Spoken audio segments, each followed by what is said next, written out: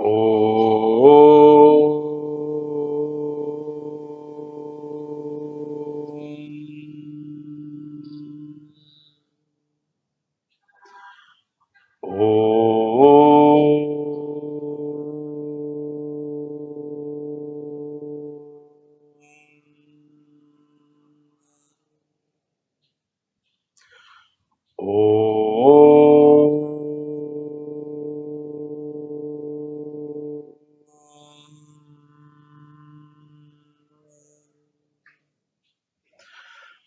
ओम श्री गणेशाय नमः। ओम श्री सरस्वत्यै नमः। ओम श्री गुरुभ्यो नमः। सच्चिदानन्दरूपाय विश्वोत्पत्त्यादिहेतवे तापत्रय विनाशाय श्रीकृष्णाय वयं नुमः। श्रीकृष्णाय वयं नुमः। वसुदेवसुतं देवं कंसचाणूरमर्दनं देवकी परमानन्दं कृष्णं वन्दे जगद्गुरुं। कृष्णं वन्दे जगद्गुरुं। मूकं करोति वाचालं पङ्गुं लङ्घयते गिरिं यत्कृपातमहं वन्दे परमानन्दमाधवं। परमानन्दमाधवं परमानन्दमाधवम्। ॐ वाङ्मे मनसि प्रतिष्ठिता मनो मे वाचि प्रतिष्ठितम् आविराविर्म एधि वेदस्य माणिस्थः श्रुतं मे मा प्रहासीः अनेनाधीतेन अहोरात्रान् सन्दधामि ऋतं वदिष्यामि सत्यं वदिष्यामि तन्माम् अवतु तद्वक्तारमवतु अवतु माम् अवतु वक्तारमवतु वक्तारम्। ओम शांति शांति शांतिः।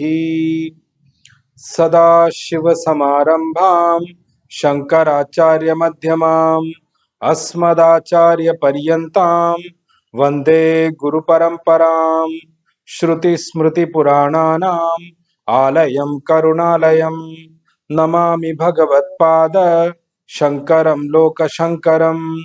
शङ्करं शङ्कराचार्यं केशवं बादरायणं सूत्रभाष्यकृतौ वन्दे भगवन्तौ पुनः पुनः। ईश्वरो गुरुरात्मेति मूर्तिभेदविभागिने व्योमवद्व्याप्तदेहाय श्रीदक्षिणामूर्तये नमः। श्रीदक्षिणामूर्तये नमः। श्रीदक्षिणामूर्तये नमः। ॐ विश्वं दर्पण दृश्यमान नगरी तुल्यं निजान्तर्गतं पश्यन्नात्मनि मायया बहिरिवोद्भूतं यथा निद्रया यत् साक्षात् कुरुते प्रबोध समये स्वात्मानमेवाद्वयम् तस्मै श्री गुरुमूर्तये नमः इदं श्री दक्षिणामूर्तये श्री दक्षिणामूर्तये श्री दक्षिणामूर्तये। श्री कृष्ण गोविंद हरे मुरारे हे नाथ नारायण वासुदेवा जिह्वे पिबस्व मृतमेतदेव गोविंद दामोदर माधवेति। हे कृष्ण हे यादव हे सखेति। हे कृष्ण हे यादव हे सखेति। हे कृष्ण हे यादव हे सखेति। Narayan Narayan Narayan. Verse number 11, chapter 3. We just touched on the verse last time, in the last session. We just started the verse in the last session. We'll see the meaning detailed one today. Let's read the verse first. Then I'll read Bhagwan Shankaracharyaji's Bhashya on this particular verse. And then we'll go ahead and take up the meaning from where we left in the last session. Verse number 11, chapter 3. देवान् भावयतानेन ते देवा भावयन्तु वः परस्परं भावयन्तः श्रेयः परमवाप्स्यथ। देवान् भावयतानेन ते देवा भावयन्तु वः परस्परं भावयन्तः श्रेयः परमवाप्स्यथ। Bhagwan Shankaracharyaji's Bhashya on this particular verse. Devan Indradin Bhavayata Vardhayata Anena Yagnena Te Deva Bhavayantu Apyayantu Vrishthyadinavo Yushman Evam Parasparam Anyonyam Bhavayantah Shreyaha Parama Mokshalakshana Jnana Prapti Kramena Avapsyatha Swargam Va Param Shreya Avapsyatha.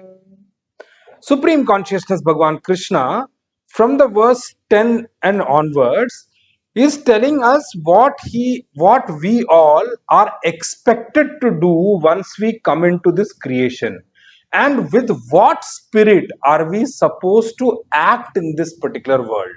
So in the verse number 10, which I took almost in 3 sessions in different parts, we spoke about the spirit of yajna, which is what Bhagwan has elaborated upon in the verse number 10. So, how that spirit of yajna is to be acted upon, how is that to be implemented into our life, or how using the yajna spirit we are supposed to act in this world, in this life, is what Bhagwan is explaining in the verse number 11.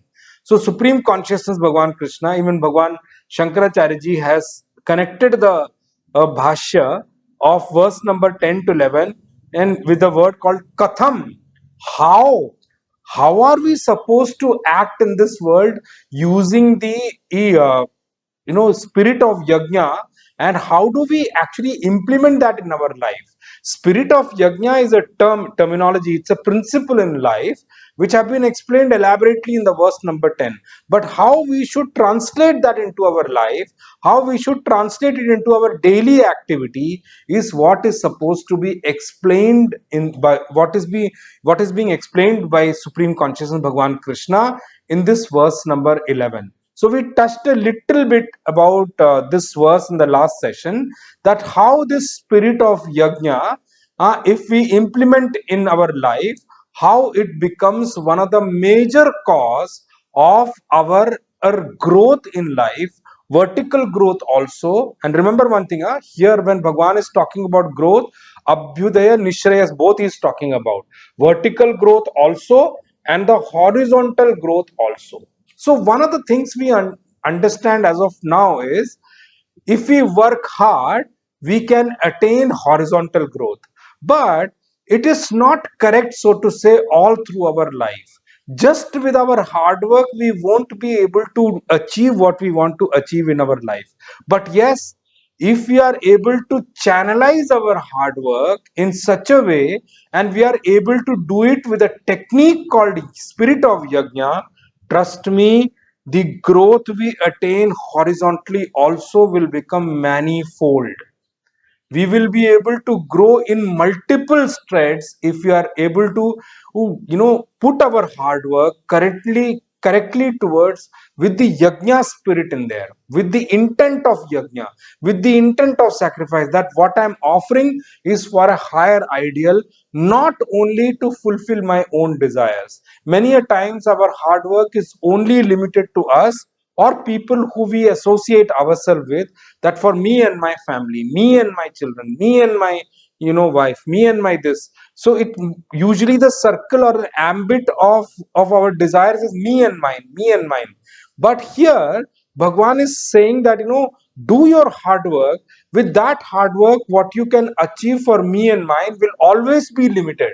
But if you expand your scope to include the totality, include the higher ideal, trust me, with the same hard work, what you achieve is going to be manifolds. Many a times you cannot even imagine what you will achieve. And I told you many examples in the last session, but we will, in this verse, we will say, we will see how Bhagwan is trying to explain this one. Bhagwan is saying, with the spirit of yajna, by doing yajna, what you do, devan bhavayatan.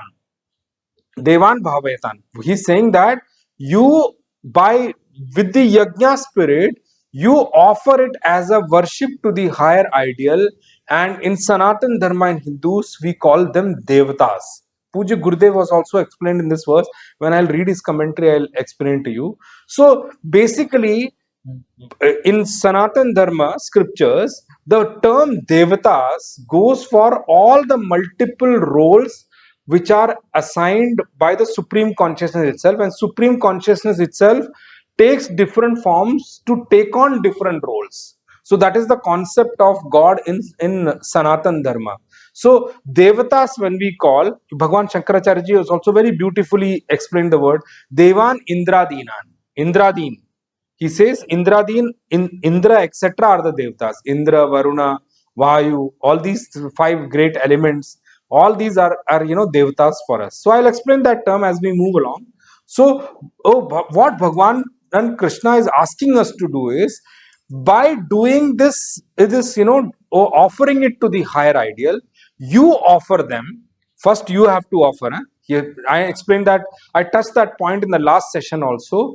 You, by your offering to them, you nourish the Devatas, you worship the Devatas, you respect the Devatas, you offer your humble respect to the Devatas, you offer your offerings to the Devatas to give them higher respect as in your life, and through them you make their what you call that, you translate that offering into a happy feeling for the Devatas. Let the Devatas be happy with you, with what you offer. May they feel the feeling of ecstasy and happiness in their hearts. Let them be happy upon you, and once they are happy upon you, by giving that happiness, by doing in the offering, with these intents, what you are doing, you are actually inviting grace of them on you.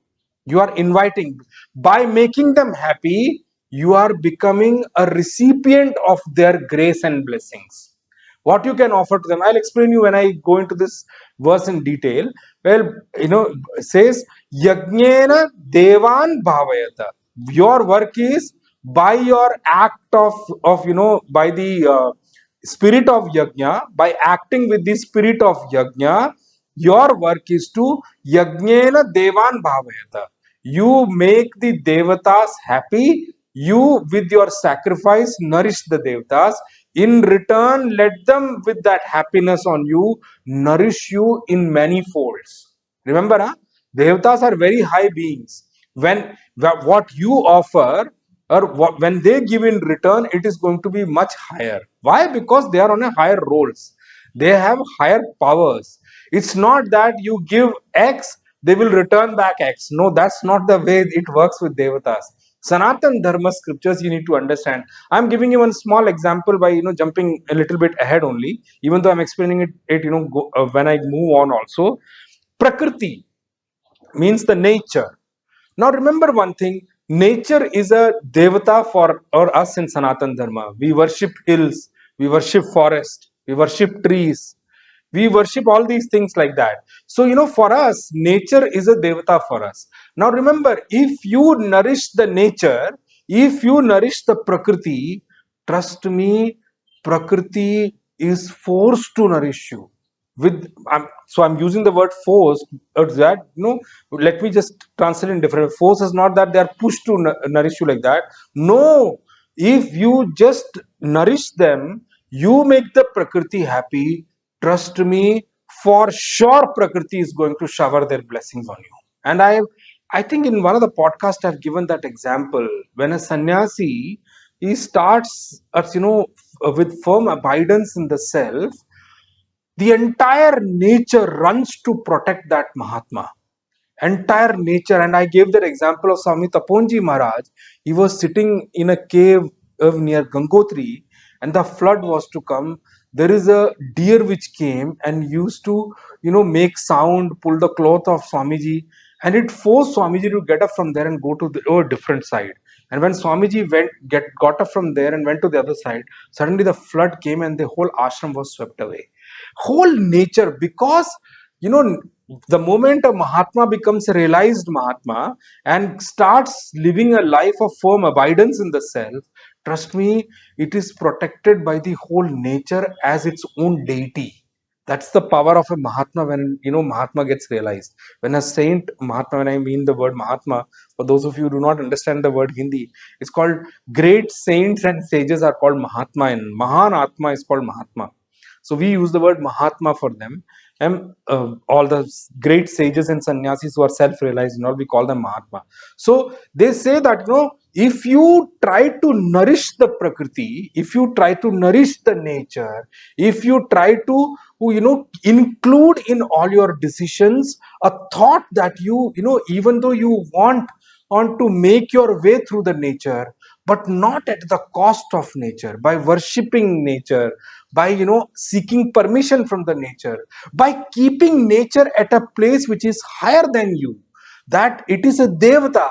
And even though I may need certain things to be delivered, or certain ways to be made from them, but not as an act that I am the master and they have to give way. That attitude is wrong.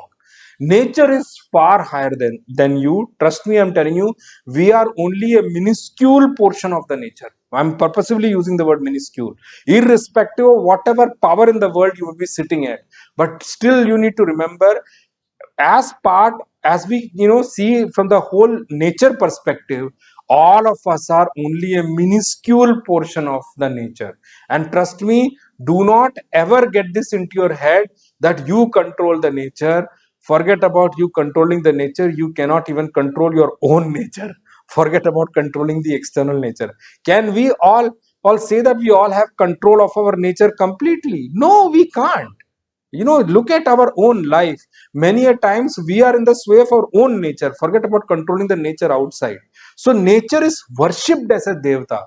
When you worship them as a devata, by your worship, by the respect you give, by the nourishing act you do for them, by the act of sacrifice you do for them, by the act of prayer you do for them, by the act of worship you do for them, trust me, you give great happiness to them. When because of your act they feel happy, trust me, they will ooze out with all the kind of grace and blessings, or they will shower the grace and blessings on you. And they will surely do it. Trust me, with the word of Vedas, I'm committing it to you that they will definitely bless you. It's not that they are forced to. That's how supreme consciousness has made this nature. They are made it in such a way that you act and they have to do that too for you. This is how the whole nature has been made. But trust me, one thing I made by said in the last session also, the first thing is you have to offer first. Offering has to be done by us first. Nature is present there, devtas are present there. Don't think that if we don't do nourish them, they will not get nourishment at all. Please don't get that wrong feeling at all. They are protected by supreme consciousness himself. They are made as the presiding deity of this whole nature. They have their enough nourishment mechanism. It's not that without your nourishment they won't be nourished. Don't get that feeling at all. But yes, if you also offer, their nourishment will increase. That will make them happy. That will make them stronger. What do you mean by devatas becoming stronger? You will hear these Puranic stories many a times that there have been two forces in this creation, devatas and rakshasas. You know what this mean actually? You know, oh, just look it within yourself. Within us also, there are two forces, two opposing forces within us also. One is the auspicious and good force, which we in externally call as devatas. And the on the other side is all the kind of negative things in us, which is also residing in us. They should be called as rakshasas. So many a times when I used to hear Puranic stories, I used to wonder what is this fairy tale story being told about devatas and rakshasas fighting all the time. When we hear these Puranic stories, remember through the story forms, our Puranas are trying to tell us something. They are telling us translate that whole stories and epics which are explained by looking within yourself. Look within you. Many a times when in that fight between devatas and rakshasas, that sometimes devatas lose the battle, sometimes rakshasas lose the battle. Just look within us. There are so many human beings who are present in this, like we all. Look within us. There are many times negative qualities win over the good qualities in us. That is the time when rakshasas have won over the devatas. And there are many a times negative qualities lose the battle with good qualities, lose the battle with divine qualities. That is the time when devatas have won the battle over the rakshasas. That is how you should see. The same thing happens in the external nature also. There are devatas and there are rakshasas. Now, as we nourish more negative qualities, what are we doing? We are strengthening the rakshasas. We are nourishing the rakshasas. When we strengthen the divine qualities in us, what are we doing? We are strengthening the devatas. So what is Bhagwan telling here? Bhagwan is not talking about rakshasas at all. Why? Because we already know how we encourage negative tendencies, negative qualities, and all those things. Let me just giving you a very small example. Some people with the ego, they say, my anger, nobody can withstand my anger. Is that a good thing or is that a bad thing? You are encouraging negative quality. Don't give strength to negative qualities. Always try to give strength to devatas divine qualities, like chama, means forgiveness. Have developed that habit of forgiving others. Develop the habit of ignoring in bad things done by people. Develop the habit of showing compassion to people. Develop the habit of love towards people. And negative qualities I speak about is when I spoke about love, love is a positive quality, is a good quality. On contrary to that, the opposite of that, the rakshasi behavior is lust.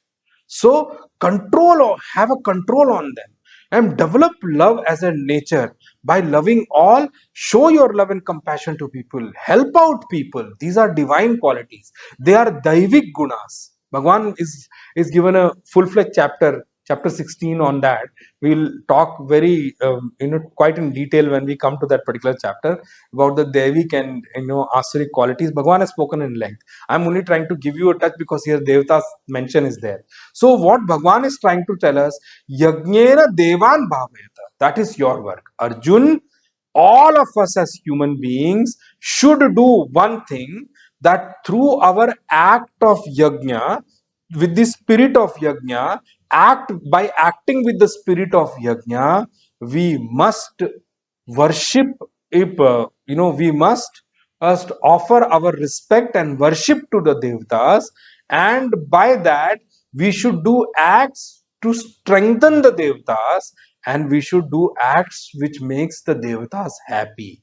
And these devatas, when they become happy, they will all rush to protect you, all rush to nourish you, and all will rush to give you happiness, make you happy. Bhagwan is wanting to tell us here that first step has to be taken by us. The first step, responsibility of taking the first step falls on all of us. Please remember, I told you, few minutes back also, don't think that nature will do first. First, let the nature do, or first let the devatas do, then only I'll do. That's not the correct mechanism at all. And I'm going to translate that into, our own life also. When we talk about elders and all, I'm trying to bring up here, when I talk about yajna spirit, let me just give you an over encompassing view, who give you a holistic view of how we can translate in our normal daily life also. I'm going to come to that now. So Supreme Consciousness Bhagwan Krishna says, I have made such a beautiful arrangement in this creation that, I have made this arrangement myself in this creation, that if when you nourish the devatas, trust me, they will all rush to nourish you. But remember, in this arrangement, I have made this law and principle very clear, that the first step has to be taken by us as human beings. Us, you means we have to take the first step. And you know that is what we need to understand, that in this entire setup, Bhagwan has created this law, has created this methodology, that when we take the first step, he's made this process in such a way that devatas will rush to take their step and rush to nourish you all you know all those who have helped nourish the devatas, all those who have made the devatas happy. This is the scientific law. This is the nature. This is the arrangement I have done in this creation, is what Supreme Consciousness Bhagwan Krishna is saying. Those deities who are respected by your act of yajna, action with the yajna spirit, who are respected by your act of sacrifice, who are nourished by your act of sacrifice, or action with the yajna spirit, those who are worshipped with your act, those deities, they will surely nourish you, they will surely protect you, and they will surely add their efforts to help you grow. They will definitely make sure to give you everything to help you grow in this world. This is the law of this creation. That is why I'm saying this line, that parasparam bhavayantah. You both nourish each other. You both take up this work of ensuring that each by with your each act you will nourish each other. See, this parasparam bhavayanta, you will hear this word from me at many other places also.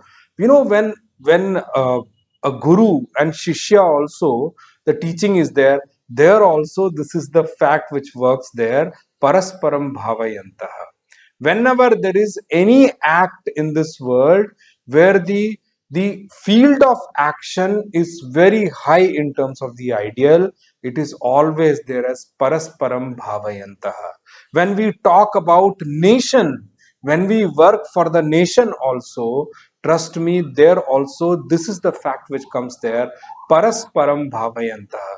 Take up this vow that I will nourish them, and through my act I will make them happy. Trust me, they will surely rush to you to make you happy and help you nourish as well. But the thing is, first you respect them, and once you respect them, you worship them and you nourish them, they will also return that to you in a much higher magnitude. And that is how you have to do parasparam bhavayanta, doing in act in such a way, shreyah parama vapsyatha, parama param avapsyatha. Doing act in such a way, we all will reach our eternal good. Shreya. Here, Bhagwan did not say prayer. Bhagwan Shankaracharya has done a very beautiful definition of the Shreyam Avapsyata. I am going to come to that as we move through this verse. So, hey Arjun, O Arjun,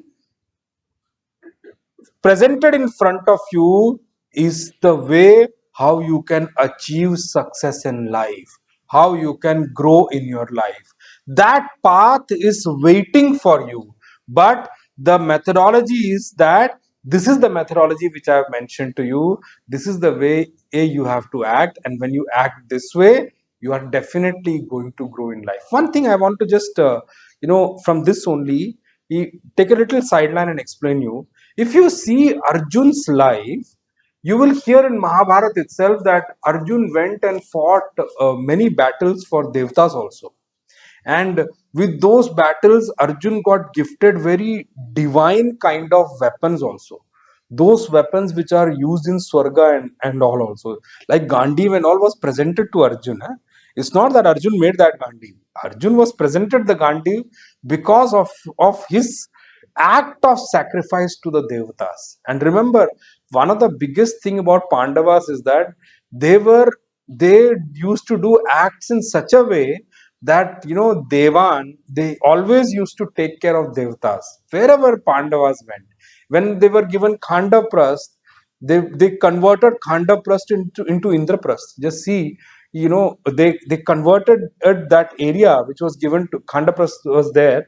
But I'm just saying that when they were given in the place Indraprastha, they actually converted that. It was a jungle; nothing could grow there actually, but they worked it out in such a way that it developed in such a way that they made that place like that, and they invoked the grace of Devtas to help that area to develop. When Kauravas divided the kingdom, they gave Khandavprasth to Arjun, to Pandavas. As why? Because Khandavprasth was a barren land. Nothing could be grown there. Survival there, in terms of nourishing that place, was very difficult. So when Pandavas reached there, now see how Bhagwan Krishna's advice and blessings helped them so much. Bhagwan Krishna looked at Arjun and said, Arjun, Agni god or the fire god is hungry. Offer them. So what Arjun did, Arjun offered to fire god the entire Khandaprast's, whatever plants and things were grown there. He offered it to fire god, and the fire god became happy. And you see what I'm explaining you here. Yagnena Devan Bhavayata. That's what Pandavas did over there. By offering to Agni the entire Khandapras, whatever was there, the whole barren land, what Agni gave back, there are few things fire god gave to Arjun. Gandhi, Arjun's, what do you call that? The divine bow, which was made by Brahmaji himself, which could never be broken at all. That was given as part of this sacrifice which Arjun did. Parasparam Bhavayanta, I'm explaining. Arjun, first Bhagwan said what? Fire god is hungry, offer him. So what Arjun did, Arjun set the whole Khandapras to put on fire. And the fire god became so happy that he came and gave Arjun couple of things. The first thing he gave was this divine bow called Gandhi, which was made by Brahmaji himself, which can never be destroyed at all. And along with that, he gave an inexhaustible quiver, which we in Hindi we call it tarkash, in Sanskrit we call it ishudhi.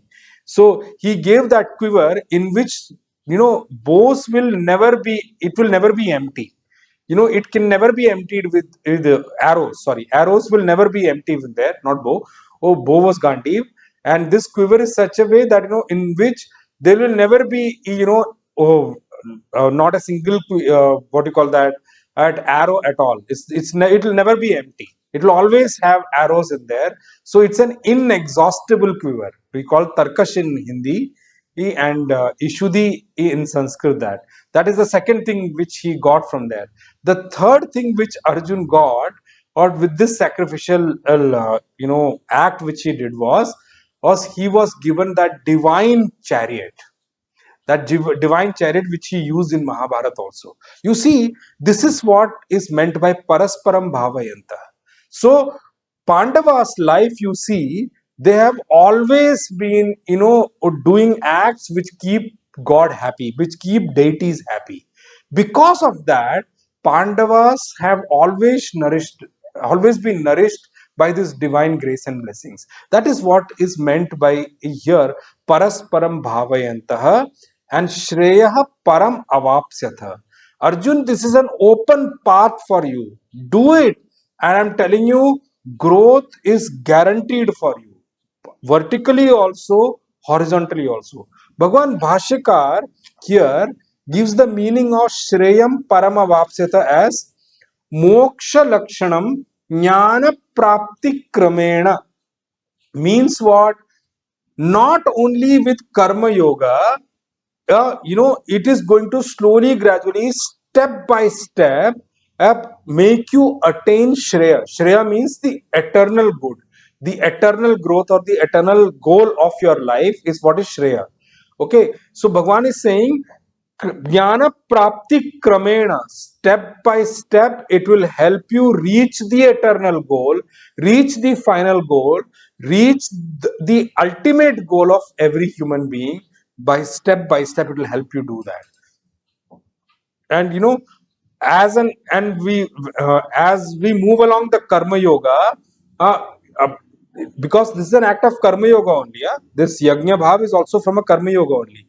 With this act of by acting with karma, what I mean to say here is by doing karma yoga in this manner.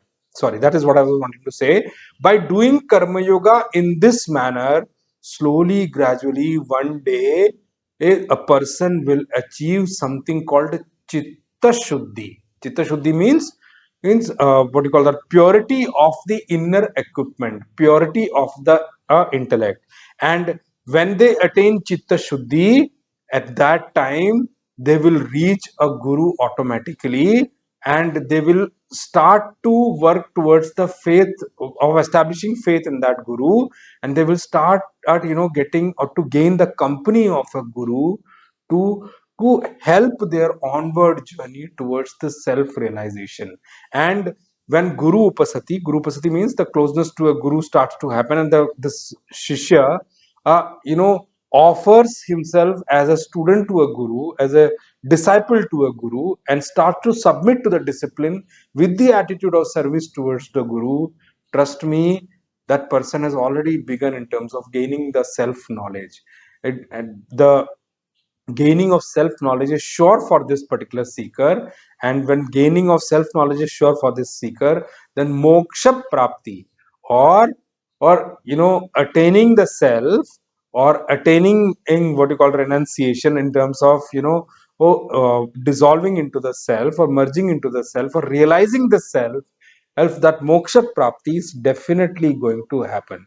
And Bhagwan Shankaracharya ji also says, is along with that, when he says moksha lakshanam jnana prapti kramena avapsyata, he also uses one more word there, swargam va param shreyah avapsyata. Also, if this is not the achievement someone is looking for, then trust me, by acting in this manner, a person can definitely attain swarga or higher lokas. See, there are two different things altogether. I've explained that in my previous episodes already. I'm not explaining it here now. You guys already know from my previous episodes that at realizing the self and attaining higher lokas are two different achievements altogether. While we may coin them as moksha prapti, because I told you that the definition of mukti or moksha prapti is different in many different philosophies, and many people have understood very differently. But the ultimate moksha prapti is self realization only, merging into the self, so that you seize the journey as a jiva, and you dissolve into that particular self. And then what? Your antakarana also cease to exist. Cease to exist means you do not have to come back ever again. Then the what do you call that, the series of sukha and dukkha is completely gone forever, and you merge with the self means you reach the state of permanent eternal bliss. That is what the moksha prapti is all about. But here Bhagavan is saying in avapsyata swargamba, in case there are some people who want to attain swarga etc also, that is also possible through this particular way. Other ways are there, but I'm just not trying to tell you that, but this is the direct way to reach the swarga etc also. In case the final realization is not the goal, doesn't matter. And for the higher lokas also, this is the correct way to achieve that at level. Means what? Through this methodology, one can surely put effort towards the growth. And yes, for the I told you this, through this path, definitely the vertical growth and horizontal growth both will happen for sure. I'm telling you this. Through this methodology, one can surely put efforts for their growth both on the horizontal way and the vertical way. And also, through this methodology, they can also attain the final realization. Shreya Prapti or Shreyas is also possible through this path. So, through this methodology, both the things are available, both the things are possible. But Bhagwan, Supreme Consciousness, Bhagwan Krishna, is giving us a very easy way, easy methodology of leading a life. But it's not such a thing that you can do only at a particular place, you can do only at a particular time, particular point in time, you can only do in a particular point in terms of yuga. Bhagwan is saying nothing like that. You can do wherever you are, you can follow this path and achieve what is set out to be achieved, as what is described by the scriptures is what Bhagwan Krishna is trying to tell us from this particular verse. For doing our act in such a way, it is not required for us to go to a particular place, it is not required for us to do things in a particular or different kind of a ceremony. Also, Bhagwan has given a very easy way for us. Wherever we are in our sphere of life, in our life, whichever post, whichever position we are in, whatever duty is given to us, or whatever duties is have come to us, remaining in them, fulfilling them, one can achieve shreya, is what Bhagwan is telling to them. But what is that at we have to remember, or only in case while doing our duties, we are doing the duties with the intention, with the thought of doing it as a with the spirit of yajna. In case we are able to convert our actions into a yajna, then trust me, Bhagwan is saying this shreya is achievable by anyone. This is the beauty of Srimad Bhagavad Gita, that it's not asking you to leave things and go wherever you are. You just convert the intent behind it with the spirit of yajna, and trust me, you will be able to achieve that result. And what is, you will be able to achieve not only result horizontal growth, but vertically also you will be able to reach great heights in the vertical growth as well. Horizontal growth is for sure there, but great heights in terms of vertical growth itself. Sometimes one of the things which comes as a conflicting thought in us is that is it that we have to choose one among those, horizontal or vertical? I have answered that question to many listeners who have come to me. No, our Vedic Sanatan Dharma is not against you getting material prosperity or, gaining in horizontal growth. It is only trying to tell you that, but don't get stuck in the horizontal growth, efforts towards horizontal growth alone. It is telling you need to remember vertical growth is a goal which you can achieve only in human life.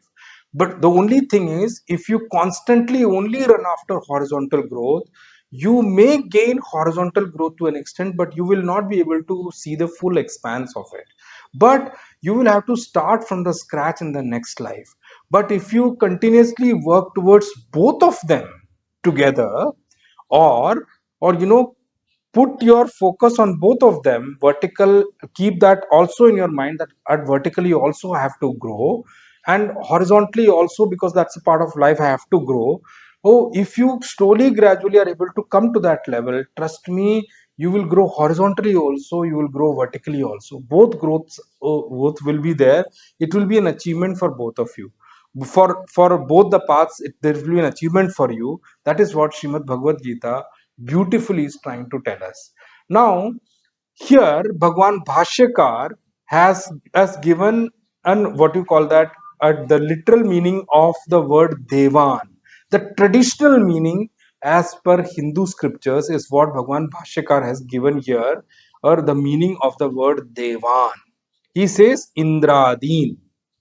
So Bhagwan Bhashyakar says the Devan, the Devata, are the deities means Indra, etc. Indradin means Indra, Varuna, Vayu, etc., etc., etc.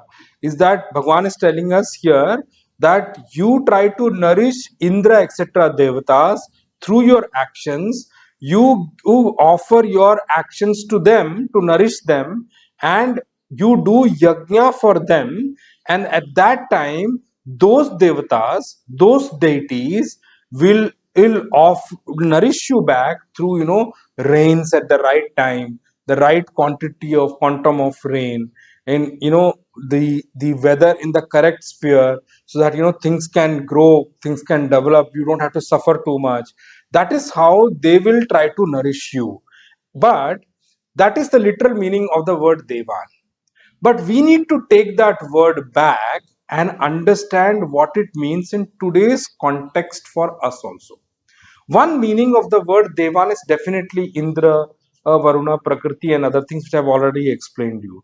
But we need to take that translation into our life today and translate that what does it mean in today's context for we as common man. In today's context, the literal meaning of the word Devata, or the one who is worshipped, Devata means the one who is worshipable, will be all those people who are to be respected by us, who are respectable for us, who are those who we look up to, who are those who we can offer things towards. Only you can offer things to somebody who is higher than you. Huh? So who are in Hindi we would use the word puja, who are divine for us, who are higher than us, who are better than us, who are good as compared to how I look up to, means I look up to those to learn the qualities, right? Those who are good in the whole sphere of this creation. So means what? The meaning which comes out of this line will be all those who deserve our faith and devotion, all those who deserve our respect, all those who we can offer our devotion towards, all those who we can offer our respect towards, all those will fall under the category of devta. Whether those who fall under that category are going to be the trees and the nature, or whether it is river, whether it is hill. Okay, all those who deserve our respect, who are giving to us, they will all fall under that category. Or whether the people who fall into that category will be our parents, our mother and father, or it could be someone who is a good human being living in my locality, in my city, in my village. It could be that also somebody who actually he does good for others, who actually contributes for the society, whether it could be my guru, my teacher also, or it could be a a we call a guest who comes to me, atithi. That is why Ved Bhagwan says is matru devo bhava, atithi devo bhava, yes, etc., etc., so on and so on. For our Ved Bhagwan says, till the time we understand the correct meaning of these lines which are given by Ved Bhagwan himself, well, Ved Bhagwan guides us in terms of leading our life. Till the time we understand the correct meaning of these lines, till that time we will not be able to understand the correct meaning of Srimad Bhagavad Gita. So, Matra Devo Bhava, Atithi Devo Bhava. Why Ved Bhagwan is trying to tell us that? It is telling us that oh, you have to look up to those people who have contributed for you, who you have to look up to those people who are the ones who are going to help you nourish you, help you grow, contribute towards your growth. Those are the people who are the power, who have the ability to help you nourish, help you grow. Those are the people you need to respect. You need to offer your offerings. Ved Bhagwan is trying to explain us these things. Till the time we understand what this real meaning of these lines, we will not be able to understand the correct meaning of what Srimad Bhagavad Gita is wanting to tell us. We will not be able to understand the true mother form of our scriptures till we understand that. Trust me, I'm telling you, for every seeker, for every student of Adhyatma Shastra, of spiritual knowledge, scriptures are mother. And I told you, Mother Parvati is nothing but Sakshat Brahma Vidya Swarupini. It is said in Upanishad also, Uma. It is said in Keno Upanishad that Umam Sahimavatim Dadati. When Devatas got confused, it's Mother Parvati who appeared there to, what you call that, clear the doubt and confusion of the Devatas, to understand you are testing the supreme consciousness itself. This is a story in Keno Upanishad. It will come when we take up that thing. So we will not be able to understand the correct meaning. We will not be able to understand the true motherly form of our scriptures. From wherever we get something, whosoever have blessing, and whosoever blesses us with their grace, with their help, remember, all at all those places we must develop something called Deva Buddhi. We must develop an understanding in our intellect that they are Deva Tulya, they are equal to Devata. And yes, we must develop this thinking. And just think, in olden Indian times, if you will see, even an uneducated farmer whose profession is only farming in the field, is not educated at all, used to have this Deva Buddhi in the bull which he is using to actually plow and work on his field. He used to have that Deva Buddhi, that plowing equipment which he has. He used to worship them. Even in India today, Vishwakarma Puja and all the tools are worshipped. Why? Because that tool is one of the things which is responsible to help me grow, help me gain in life. If and to develop this kind of a thought for a farmer also, there was not much of difficulty at all. Even though that farmer is uneducated, it doesn't know the real meaning of our scriptures at all, but since that, through that his living is continued, through that his living is continuing and he is able to nourish his family, that is why he used to consider that as devta. I'm telling you, these days those people who are earning through driving, they have that Devta Buddhi in their car which they drive every day. Trust me, I'm telling you. I've seen them, in the morning, in some drivers, before they start their day, they do the puja of the steering wheel and all before they start their day. They have that Devta Buddhi. And trust me, it pays. Huh? I'm really telling you, it pays. Don't think that it's a non-living thing, it will not pay. It is your intent which pays. When you have that thing, trust me, there is a divine force which actually flows through that to help you. There is not much of education required to understand that. A farmer understands that my family and me, my life is continued and nourished because of this. And that is why every day morning before the farming, he used to offer worship to that at plowing machine and that at bull. He used to worship them. And in our Sanatan Dharma, we worship moon, Chandrama. We worship the clouds. We worship these seasons which come. Why?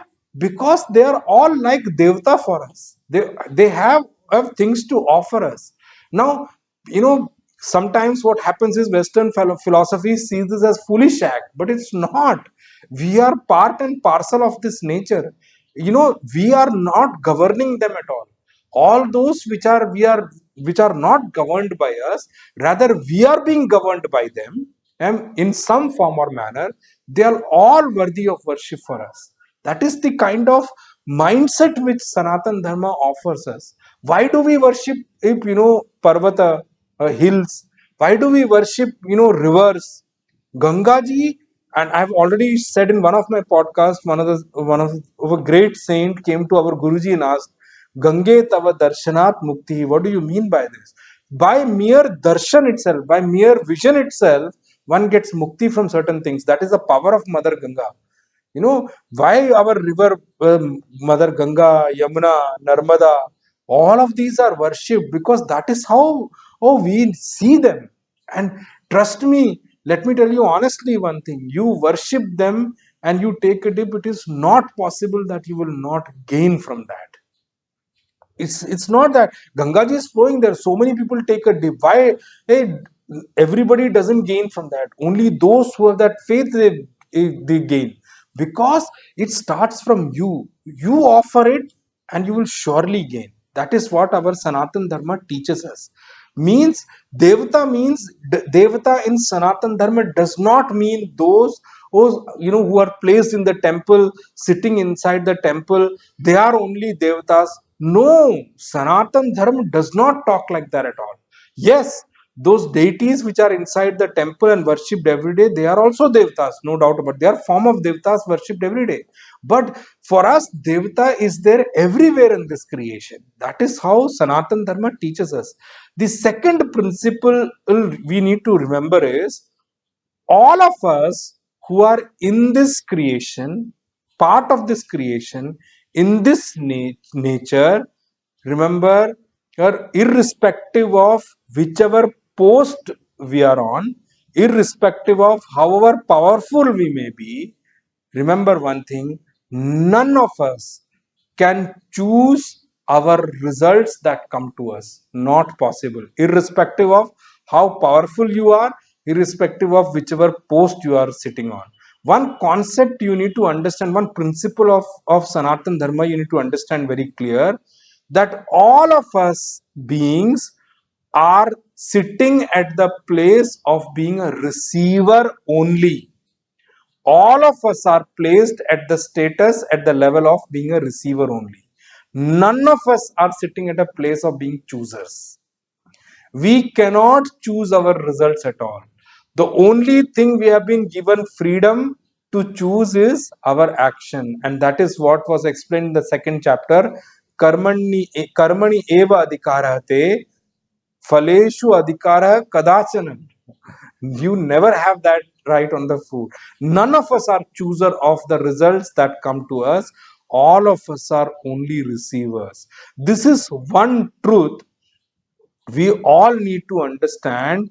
Whatever we get in our life, we will always and always get from somebody else. And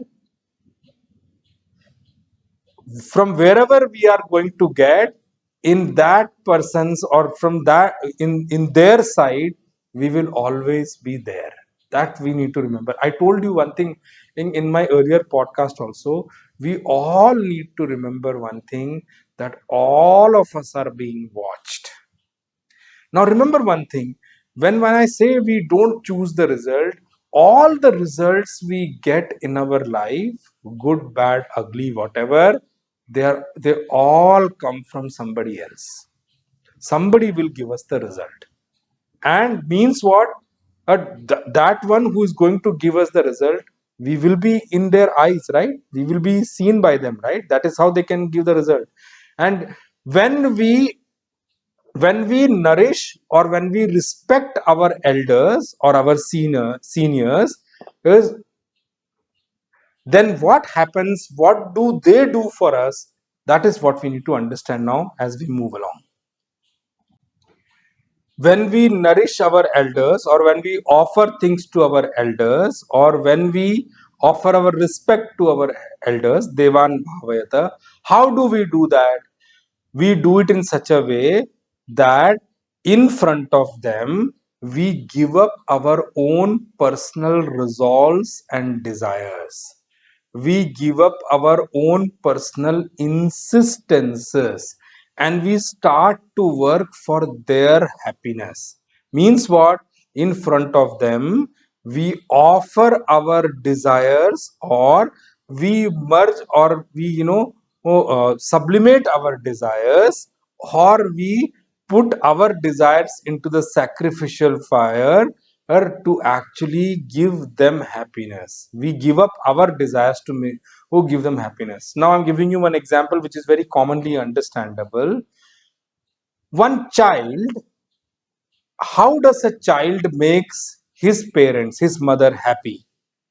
there is only one way for that, that whatever that child does for the happiness of the mother, and not out of insistence of fulfillment of his or her own desire.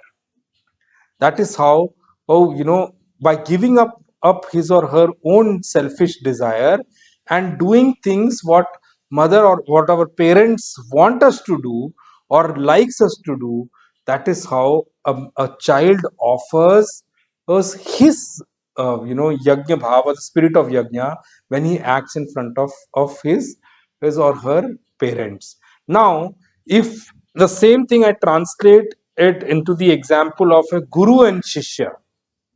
Now, in front of a guru, a shishya, disciple, in front of his guru, his teacher, a disciple, always tries to give up his or her own desire.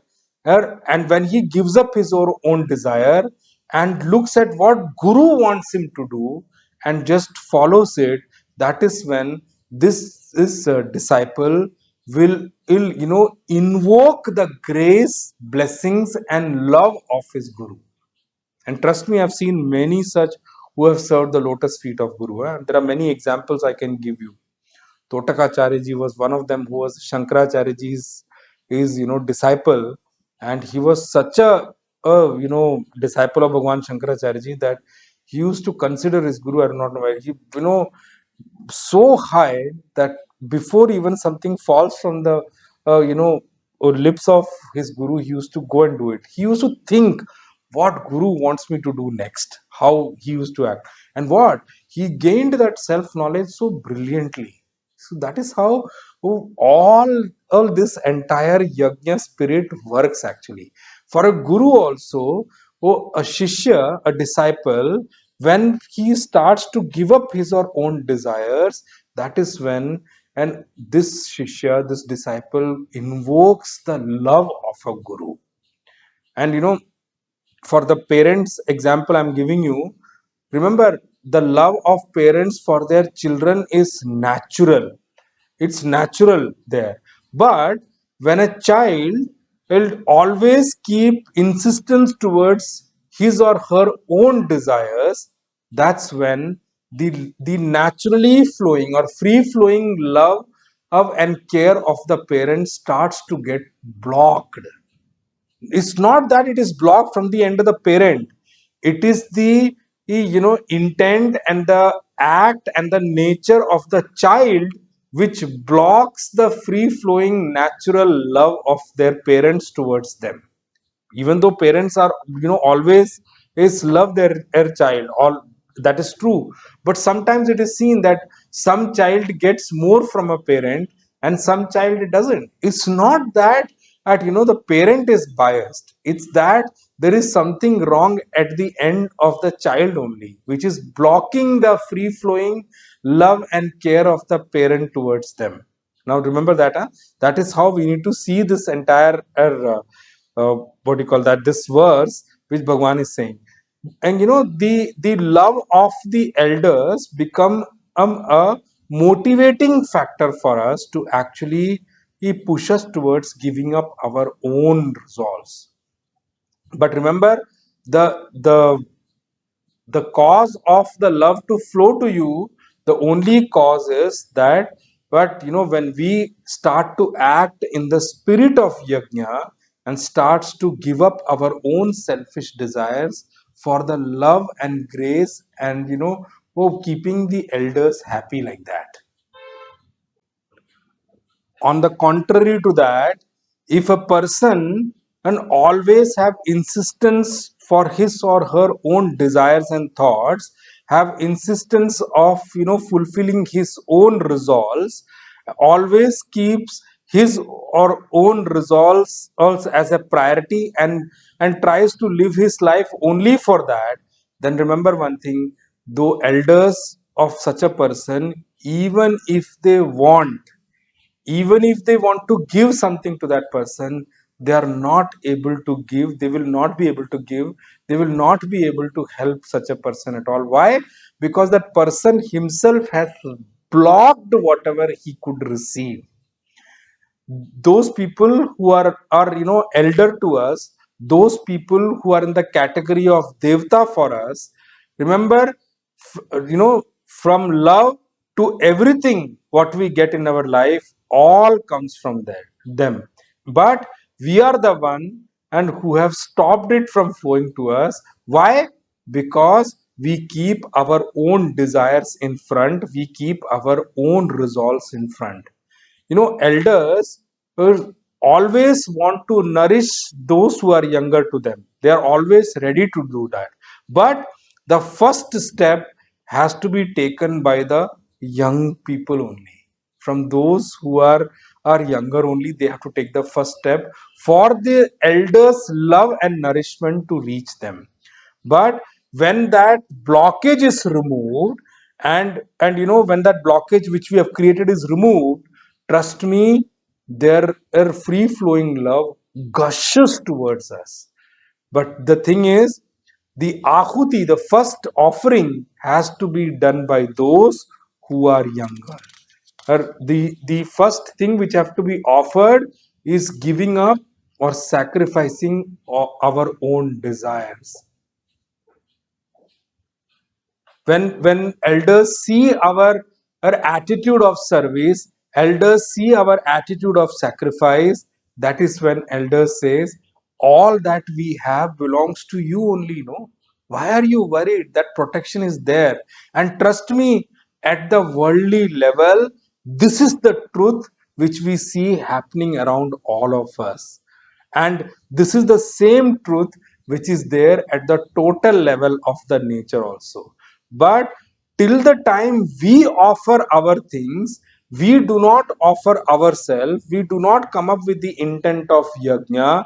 Remember, till that time we do not gain the grace and kripa, grace and compassion of anybody towards us at all.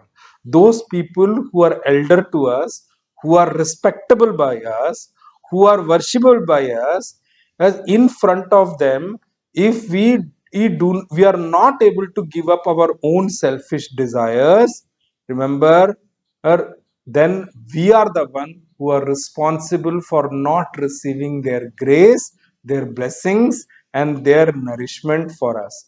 We are responsible for not getting their help for our own growth. That supreme consciousness Bhagwan Krishna gives us instruction to us here that, you know oh, you should offer your own desires in front of devata first. Go and offer that, and then trust me, you will not never have to look back at all. Their help, their nourishment, their grace, their blessings will freely flow towards you. Remember, our elders, our worshipable people, they will definitely follow what nature has set out for that. That once we give up, sacrifice our own desires, and we help nourish them, that's when their nourishment and their protection will also flow towards us. A human being gets promotion or grace and blessings and nourishment, everything comes to us from our elders only, whether it is in the scenario of an office environment, or whether it is in the scenario of a family, or whether it is in a scenario of a different loka, so to say. Everything comes to us from our elders, from those who are worshipped by us, from those who are actually worthy of worship by us, when we call in Bhagavad Gita's language, who are deities, so to say. And when we respect them, at that time, remember, when we offer our respect to them, they also shower their love onto us. They shower their love and respect to us. In this way, both can gain. Parasparam bhavayantaha. We both will, it will be like in corporate world we say, no, it is a win-win situation. They also gain from you, you also gain from them. That is, in this world, you need to remember one thing. When we live in this world, there is nothing called a self-made man, that I made everything in myself. I'm a self-made man. I never understood the line of this self-made man. And ever since you are born on, it's not that you did everything for yourself. You did not grow the food you eat. You did not grow the fruits or things you eat. You did not cook many things. You did not create the school yourself. You did not create the hospital. You did not create the office. Everything was already there. So how are you a self-made man? Self-made man concept is not a correct thing at all. We all have been given things from our elders only, from our Devatulya people only. So that is what it is meant to say here. When we respect them, when we worship them, they worship us, they respect us, and they nourish us. In this way, it is a win-win situation. Both sides will gain. Both of us will gain. And on one side, we somebody takes care of us, and somebody nourishes us, somebody helps us grow, somebody helps us gain in life. On the other side, it slowly gradually, with this attitude, we will start to move towards something called nisankalpata. We will start to move towards making our ego weak by way of giving up our insistence for our desires. This is the second win we have. And we will also learn a methodology of living without too many desires, so to say. We will be able to reduce the number of desires and insistences we have in life. So this is the second win we have. At that, and when we try to move like this, we will stop having insistence for our own desires and our own thought process.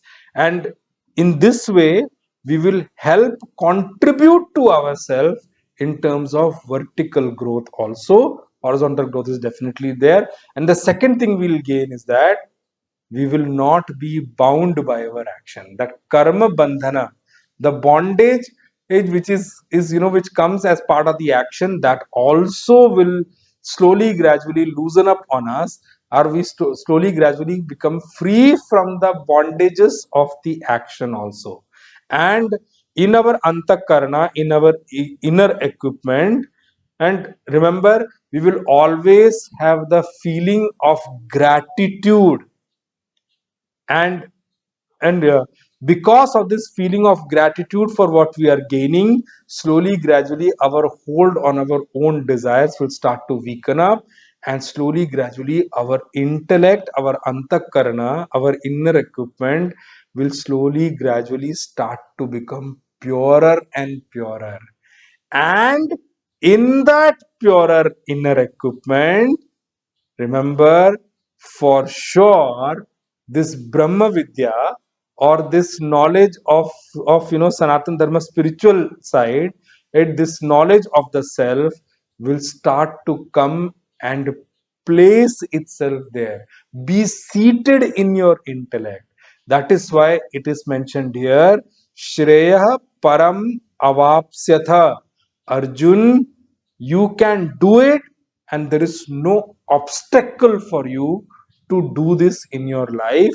And you can do it, and you must do it, is what Bhagwan is trying to tell us from this particular verse. Now, before I complete the session for today, I'll read Pujya Gurudev's commentary on this verse. The rest of it we'll see. There is some more to it, we'll see in the next session. Pujya Gurudev says there are some aspects which I want to bring on. That's why I'm reading Pujya Gurudev's commentary for this particular verse here in this session today itself. Pujya Gurudev says, the whole Vedic concept of Devas is that of one universal power, ever active in the world of phenomena, receiving appropriate names because of its multiple functions. All Vedic gods are but functional names of the one supreme creative power manifesting in myriad forms. In understanding the stanza in its more universal application, we have to interpret the term Deva as the very presiding deity in any field of activity, who blesses the worker in that field with his profit. The deity that blesses the worker in a field of activity can be nothing other than the productive potential in that given field. When we apply in any situation our true and sincere work, the efforts and sacrifices so made, as it were, invoke the productive potential in that situation, which comes to manifest and bless the worker. This becomes obvious when we try to understand what we in the modern world mean. When we say Mother India, in thus symbolizing the might of a nation, we mean the productive potential of that country in all her spheres of activities. It is obvious that the productivity that is dormant in any situation can be invoked only by man's sincere efforts. This potential, which generally lies dormant everywhere, is the Deva to be cherished by the worker through the Yajna activities. And certainly the Deva will manifest itself to cherish or to bless the worker. Thus, cherishing one another, man shall gain the highest good, is the divine intention in the mind of Creator, says Krishna in this stanza. The law of seva is faithfully followed by every sentient and insentient member of the cosmos instinctively. Man alone is given the freedom to act as he likes, and to the extent he disobeys this universal law of sacrifice, yajna, to that extent he comes to suffer, because he, with his arrogant and egoistic actions, brings discord in the harmony of the existence around him. That is what Puja Gurudev has to say as commentary for this particular verse. This much for today. Rest we will see in the next session. कायेन वाचा मनसेन्द्रियैर्वा बुद्ध्यात्मना वा प्रकृते स्वभावात् करोमि यद्यत् सकलं परस्मै नारायणायेति समर्पयामि श्रीमन्नारायणायेति समर्पयामि। ॐ पूर्णमदः पूर्णमिदं पूर्णात् पूर्णमुदच्यते पूर्णस्य पूर्णमादाय पूर्णमेवावशिष्यते। ओम शांति शांति शांति। हरि ओम श्री गुरुभ्यो नमः। हरि ओम। ओम तत्सत।